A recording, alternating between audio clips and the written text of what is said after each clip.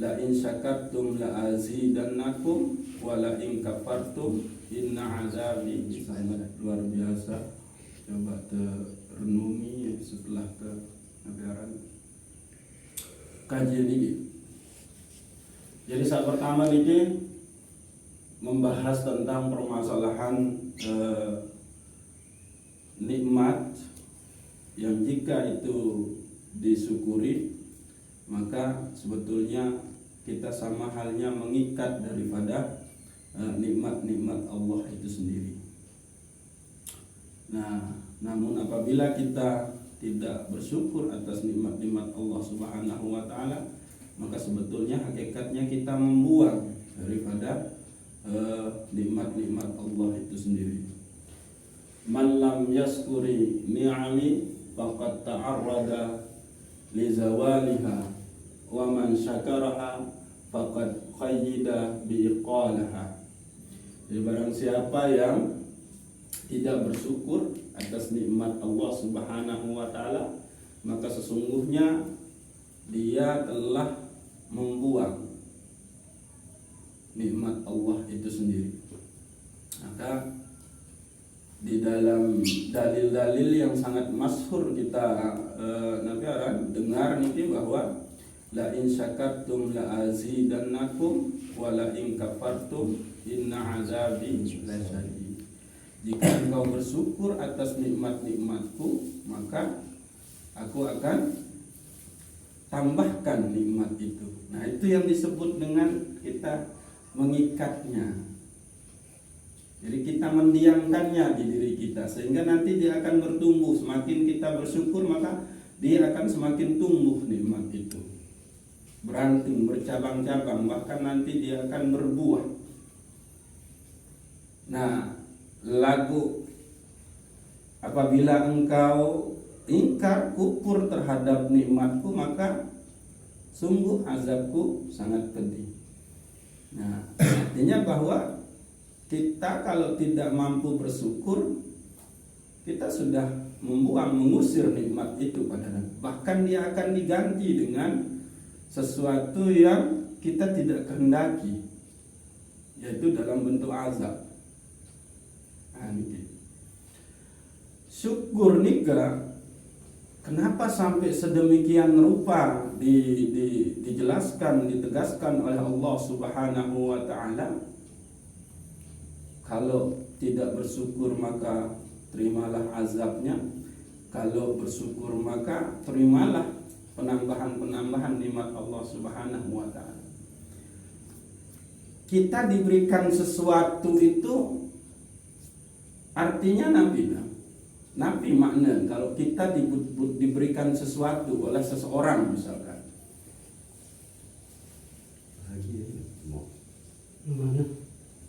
Rizki. Kita diberikan rizki itu maknanya nabi, menunjukkan nabi di dalam diri kita. Masalah rizki nasoleh. Ya, dia menunjukkan hakikat keadaan kita yang sebenarnya, bahwa kita membutuhkan rahmat Allah Subhanahu wa taala. Berarti di situ posisi orang yang diberi nikmat oleh Allah Subhanahu wa taala, dia yang lemah, dia yang fakir, dia yang memang senantiasa harus dibimbing, dikasihani oleh Allah Subhanahu wa taala. Nah, orang-orang yang tidak pandai bersyukur terhadap nikmat berarti dia di bawah kesadaran dirinya, di luar kesadaran dirinya, menganggap dirinya itu mampu. Atau apapun yang dia dapatkan itu, dia merasa kalau itu adalah hasil usahanya. Maka sebetulnya orang yang tidak bersyukur atas nikmat Allah itu sama halnya itu adalah orang yang sombong. Maka orang yang bersyukur terhadap nikmat Allah itu sama halnya dia adalah orang-orang yang zillun, dia orang-orang yang fakir, dia orang-orang yang qanaah. Dia orang yang selalu merasa membutuhkan Allah Subhanahu wa taala. Nah, orang-orang yang merendahkan diri di hadapan Allah Subhanahu wa taala, inilah orang yang akan dihujani oleh rahmat Allah Subhanahu wa taala. Jadi ya sebetul maksud kenapa yang tidak bersyukur itu, maka tunggulah azabku sangat pedih. Karena itu dia merasa memiliki kemampuan untuk mendapatkan sesuatu. Dia tidak mampu menyadari bahwa yang dia miliki, yang dia ada pada dirinya itu adalah milik Allah Subhanahu wa taala. Nah, sehingga nikmat yang paling tinggi yang harus kita syukuri itu adalah nikmat iman, nikmat Islam.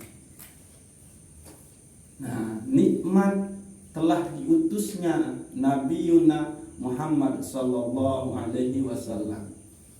Karena beliaulah yang membawakan kita nur, sehingga kita mampu melihat keadaan dunia ini.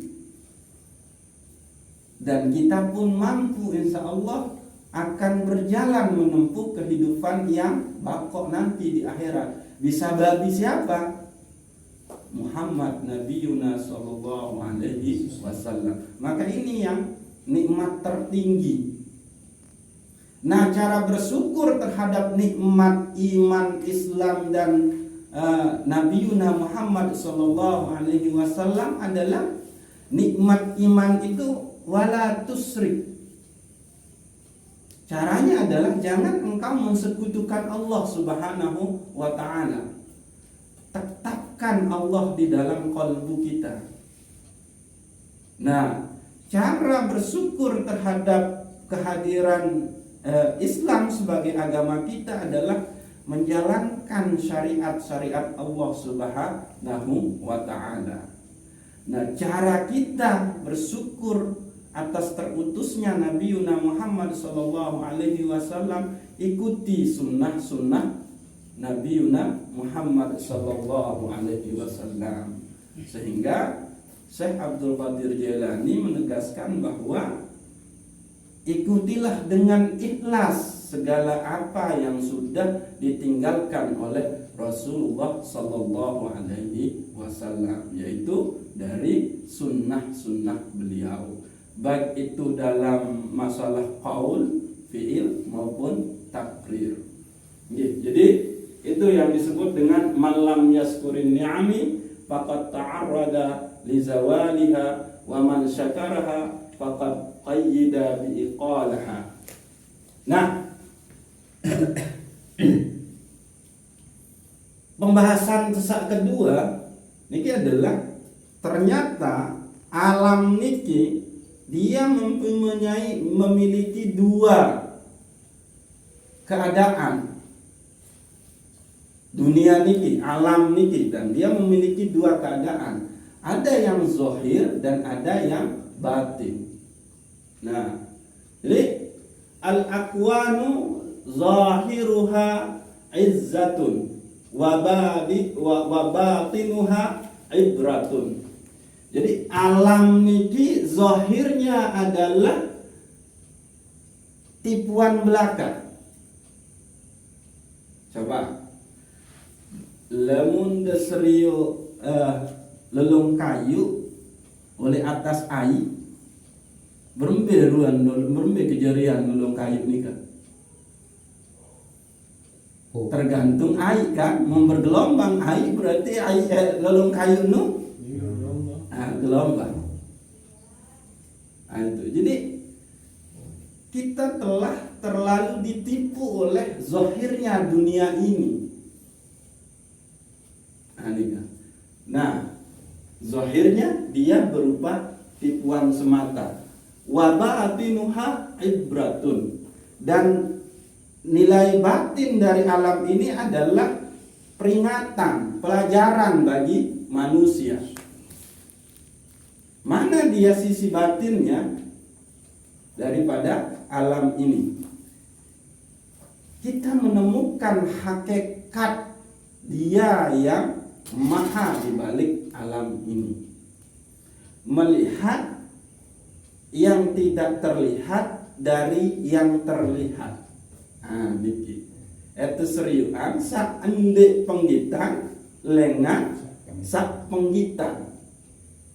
Siapakah yang tidak penggitan nika? Allah Rabbul Jalali wal Ikram. Nah niki hal batin daripada alam niki. Menembus hakikat dari alam ini, maka kita akan menemukan dia yang tidak menempati ruang dan waktu, dia yang tidak memiliki bentuk dan rupa. Siapa? Allah Subhanahu wa ta'ala. Niki. Jadi dendek tertipu. Atau misalkan idi, lamun seriuk Gunung Renjani, lamun terseriuk Gunung Renjani oleh niki coba beremberua ijo indah kan, marak lolong kayu pepohonan nyatu. Lalu coba ada ketuan idi sekarang lalu mendaki, maka ternyata luwe bebatuan, luwe jurang, pelis kedik entan teri mengancam nyawa. Nah, itulah zohir. Maka jangan tertipu dengan zohir, sehingga pembohong terdekatmu adalah matamu. Jadi dendek terbaik becat percaya ojok nabi sak munteseriuan, karena itu hanya zohirnya. Artinya dendek terbecat-becat terlalu berprasangka. Gitu. Oke. Nah, fan nafsa tanzuru ila zahirihi wirratiha. Nah, nafsu nikah, adapun nafsu nikah, dia melihat kepada tipuan-tipuan zahir daripada alam itu sendiri. Nafsu nikah gitu, dia melihat kepada hal yang zahir daripada alam nikah. Hal itu adalah tipuan semata. Coba, pakaian yang kita pakai ini indah. Lagu lamun tak ketahuan ni oleh dalam pakaian itu belum tentu kan seindah pakaian itu sendiri. Bahkan dia menutupi jeluak-jeluak tekan. Maaf dikit, lamun tempat jeluak. Nah itu tipuan. Nah, wal qalbu yanzuru ila batini ibratiha. Dan adapun qalbu nikah, dia melihat, memandang kepada sisi batin daripada alam itu, sehingga yang kita dapat itu adalah pembelajaran, ibrah, peringatan. Nah, artinya bahwa kita memandang, melihat alam ini dengan keyakinan, dengan iman, bahwa di setiap hembusan angin ini ada dia yang berkuasa, yang mengatur angin ini. Di setiap tetesan embun itu ada dia yang mengaturnya. Di setiap daun yang jatuh dari pepohonan ada dia yang mengaturnya. Nabi Malik. Di setiap lambaian-lambaian dedaunan pepohonan ada dia yang mengaturnya. Di setiap tanaman pepohonan yang tumbuh, tumbang, teri, ranting, geruk, rebak, itu adalah ada dia yang mengaturnya. Nah, ini jadi qalbu melihat kepada hakikatnya, bahwa yang mengatur semua yang ada di alam ini adalah Allah Subhanahu wa ta'ala. Nah, sehingga itu yang disebut dengan melihat alam dengan qalbu, itu berarti kita melihatnya dengan iman kita, sehingga nyatalah kuasanya Allah Subhanahu wa ta'ala. Jadi kalau sudah demikian, maka yang akan muncul itu adalah syukur. Nah ini lemun wahde tembusan angin ni sida-sida Allah mau berembe kejadian selaku makhluk ni. Itu kan yang muncul. Andi nindek peteri ya hujan sida-sida Allah mau berembe kejadian tanah ni. Apa jadi air sida ingin? Nika. itulah maka bersyukurlah. Nah itu. Nah orang-orang yang mampu melihat sisi batin daripada alam ini, maka syukurnya kehadirat Allah Subhanahu wa taala itu akan terus tumbuh. Bahwa segala sesuatunya adalah bergantung kepada Allah Subhanahu wa taala. Nggih, pembahasan sak ketelu. Iza aratta ayyakuna laka izzun la yafna fala tasta'izzanna bi'izzin yufna. Jika engkau menginginkan kemuliaan yang tidak akan sirna, ini kita. Fala tasta'izzanna bi'izzin yufna. Maka janganlah engkau menggantungkan kemuliaan itu pada sesuatu yang punah. Ini status adet tanggap jadi dengan sugih, maka harta luwe niki akan punah, harta niki akan hilang.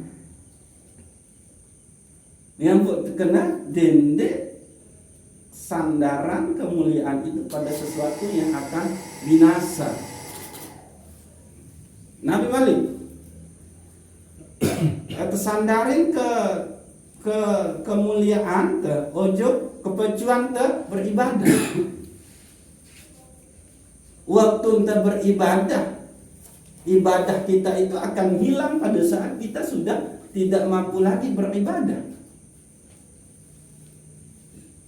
Sandarin kemuliaan kepada pendidikan setinggi, ilmu setinggi, niki pun akan sirna. Jadi ndara gunan sandarin kemuliaan nika terhadap sesuatu yang akan sirna. Kan? Sehingga ya dendek baik. Boyak kemuliaan dengan status karena kesugihan, status karena nafiaran dan kesalehan, status karena pendidikan, status karena nafiaran. Sangat masyhur niki kan, status sampun lalu haji, status sampun lalu umroh. Lamun iya tak cantolan pihak penggantungan kemuliaan temon, wah teri penggantung tuwi waktu nyoba gantungan nu kawin, ini kan ternyata teri. Malik pindahan oleh beku. Gantung jam ini datang angin teri, bahkan baru sedang. Untung datang dukun krisah kan. Nah, maka di siapakah kita akan menggantungkan kemuliaan itu? Ke Dia yang tidak akan sirna. Siapa? Allah Subhanahu wa taala. Maka apa yang dijanjikan di situ? Siapakah yang mulia itu di hadapan Allah Subhanahu wa taala? Inna akramakum indallahi atqakum. Nah, niki. Sehingga ittaqullah la'allakum turhamun. Bertakwalah kepada Allah supaya kamu mendapatkan rahmat, mulia, supaya kamu mulia. Ittaqullah la'allakum tuflihun. Bertakwalah kepada Allah agar kamu mendapatkan kemenangan. Nah, niki.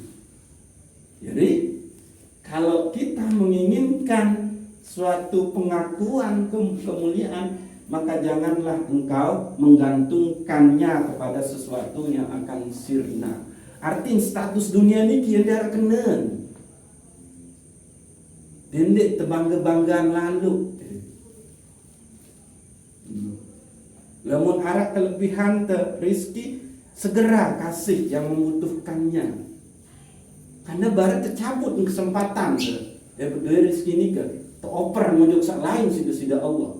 Maka kita sudah tidak lagi punya modal untuk menjalani kehidupan yang bakok nanti. Kita tidak punya lagi modal untuk mulia di hadapan Allah Subhanahu wa taala. Karena tembe kesempatan te bentu dengan lain sak membutuhkan munte sia-siain. Itulah yang disebut dengan sabaru kita sudah tertipu dengan zahirnya dunia. Gak mungkin pengen bareng dong berkurang tabungan kan itu tertipu oleh zahirnya dunia. Tapi kalau dia memandang dunia ini dengan qalbunya, maka yang akan dia temukan adalah sisi batin dalam bentuk ibrah. Lalu seberikut adalah kafa min jazaihi iyyaka 'ala ta'ati an radiyaka laha ahlan. Kafa, maka cukuplah balasan yang engkau terima dari ketaatanmu adalah ar-radiyaka laha ahlan. Dia meredoimu untuk senantiasa taat kepada Allah Subhanahu wa ta'ala. Jadi jangan minta balasan yang lain atas apa yang kita perbuat, tapi cukuplah kita meminta keredoannya, sehingga kita benar-benar bisa taat menjalankan perintah Allah, menjauhi larangan Allah dengan keredaan Allah Subhanahu wa ta'ala. Ini kita tahu berlaku doa sa ilahi anta maksudi waridaka matlubi a'tini mahabbataka wa ma'rifataka. Niki gitu. Jadi kata min jazaihi iyyaka 'ala ta'ati an radiyaka laha ahlan. Maka cukuplah balasan atas ketaatanmu adalah ia meridhoimu sehingga kamu bisa menjalankan ketaatan itu dengan baik, dengan terus menerus, dengan perasaan ikhlas, dengan perasaan ridho. Jadi kalau kita ridho dengan semua ketentuan Allah, ridho, maka kita pun akan mardiyah, mendapatkan keridhaan itu sendiri. Nah, ini kafal amilina jazaan ma huwa fatihuhu ala qulubihim fit ta'ah wa ma huwa muriduhu alaihim min wujudi mu'anasatihi. Cukuplah perbuatan itu dibalas dengan dibukakannya ma huwa fatihuhu ala qulubihim, dengan dibukakannya terhadap qalbu mereka fi ta'atihi, untuk tetap taat kepada Allah Subhanahu wa ta'ala. Jadi balasan atas semua perbuatan kita itu cukuplah dibukakannya qalbu kita untuk senantiasa taat kepada Allah Subhanahu wa ta'ala. Mubarak terbolak-balik ke qalbu wah tersembayang, wah terendik, bahkan luihan tan terendik, kan bahaya nih. Maka cukuplah balasan dari semua amal kita itu adalah Allah membukakan qalbu kita untuk senantiasa menerima cahaya-cahaya ketakwaan itu sendiri, sehingga qalbu kita tetap di dalam keimanan, keislaman, dan ketaatan kepada Allah Subhanahu wa ta'ala. Nah, terakhir gitu. Maksiyatun aurasta zullan wa abtiqaran khairan min ta'atin aurasta izzan wastikbaran. Orang yang bermaksiat, orang yang berdosa nikah, itu adalah kalau dia sampai merasa hina di hadapan Allah Subhanahu wa ta'ala, maka itu lebih baik daripada ketaatan orang-orang yang justru mendatangkan sifat sombong di dalam dirinya. Ciri kesombongan nikah sepele di dalam ketaatannya. dia menganggap orang-orang yang tidak beribadah itu adalah sangat hina, finnar, nanti di neraka. Orang-orang yang dia lihat melakukan kemaksiatan nikah itu langsung dia menghakimi dengan finnar. Tapi sebetulnya kemaksiatan dosa yang kita lakukan lalu kita bertaubat kepada Allah Subhanahu wa taala dan di situ kita benar-benar tunduk merasa menyesalinya, masuklah Allah di dalam kalbu kita, maka muncul ketaatan, muncul penyesalan yang luar biasa, maka itu lebih baik daripada ketaatan orang yang justru ketaatannya itu bikin dia sombong. Dia merasa sudah sholat 5 waktu sehari semalam, sehingga orang yang tidak sholat itu dia remehkan. Nah ini ya sendiri ya tebaran ketaatannya tapi melahirkan dia kesombongan. Dia tidak tahu bahwa hak prerogatif, hak mutlak daripada yang memberi hidayah itu adalah Allah. Nah itu dia tutupi semua itu, karena dia sudah merasa taat, alim, soleh, merasa segala-galanya lah. Sehingga bahkan orang yang sesama beribadah dengan dia dianggap juga belum ini kebenaran. Bahasa kasar tuh syariat doang enggak, pahala doang monggo, itu juga sudah mencerminkan ketaatannya itu adalah ketaatan yang melahirkan kesombongan. Ya ampun, yang bermaksiat itu dia lebih baik setelah dia bertobat, bersujud kepada Allah, tapi benar-benar dia merasa di situ telah menjadi orang yang hina gara-gara tidak menjalankan perintah-perintah Allah Subhanahu wa taala. Detik itu dia menjadi syahid, menyaksikan kekuasaan Allah di dalam kalbunya. Nah, ini ya salah satu kelebihan orang yang bermaksiat tapi dia langsung bertaubat. Dia benar-benar rasakan itu. Nah, orang-orang yang merasa alim soleh juga hati-hati. Nah, bisa saja nanti akan melahirkan kesombongan. Yaitu tadi itu barang sembahyang bikinnya dengan nih barang pun nilai itu merasa baru dia ya syariat dah menggawi. Dia jahat pahala doang. Maka ketaatan dia itu adalah ketaatan yang melahirkan sifat sombong. Lalu apakah itu diterima? Takabur itu miliknya Allah, hanya Allah yang boleh sombong. Karena Allah tidak memiliki kekurangan. Lah itas apa terkurang, dia minta mau tebeng kelebihan sekedik sida-sida Allah, muya tanggap itu milik kita lalu kita sombong. Sehingga sombong itu adalah haknya Allah. Dan kalau makhluk memiliki sifat ini, maka itu artinya dia sudah mengikuti kepada syaitan, iblis. Iya ampun, sangat berbahaya.